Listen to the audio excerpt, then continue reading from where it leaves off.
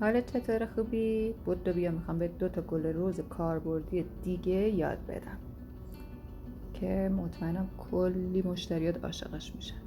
با قلم صفر از پینتینگ ژل سفیدت استفاده میکنی که کمتر شوره داشته باشه، ولی اگه یه کوچولو اونجوری مثل تصویر رنگات با هم تلفیق شد اصلا نگران نباش و پاکش هم نکن، چون این کار رو قشنگ‌ترم میکنه.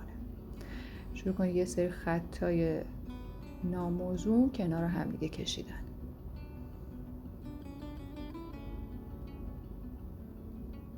همینجوری که توی تصویر میبینی من دارم این کار میکنم. یه دونه دیگه بالاتر اضافه میکنم. این گل رزای ریز و ظریف و میتونی هر تعدادی که دلت میخواد روی ناخن اضافه بکنی. خیلی کاربردی ان. حتی گاهی مواقع توی فرنج هم میتونی ازشون استفاده بکنی و فرنج تو فوق العاده قشنگ میکنه. اینها رو در کاشت قالب با ژل هم میتونی ازشون استفاده بکنی که نمای قشنگی توی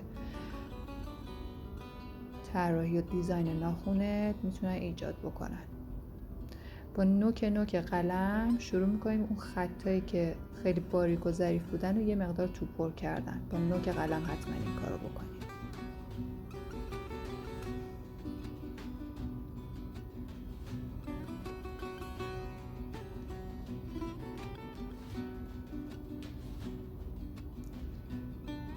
بعد 2 بیضی کوچولو نوکشون رو تیز میکنیم که حالت برگ به خودشون بگیرن.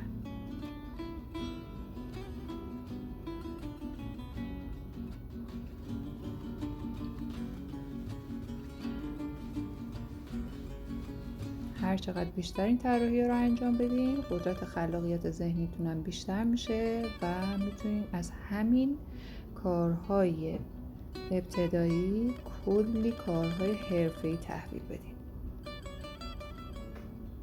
و طراحی‌های قشنگتری رو ارائه بدیم. میذاریم خشک میشه و حالا توی اون قسمت‌هایی که نوچ هست با فویل، حالا هر رنگ فویلی که دوست داریم، روش میچسبونیم تا یه ذره از حالت مبتدی بودن طرح رو خارج بکنیم و حالت حرفه‌ای تری بهش بدیم. مطمئن باشین که مشتریاتون عاشق این طرح‌های کوچولو و ظریف خواهند شد. پس روی اینا تمرکز بیشتری رو داشته باشین. تاپکادو میزنم و میذارم خوش بشه. کارمون تموم شد. امیدوارم که تو هم کلی اینا رو تمرین بکنی و ازشون بتونی استفاده بکنی.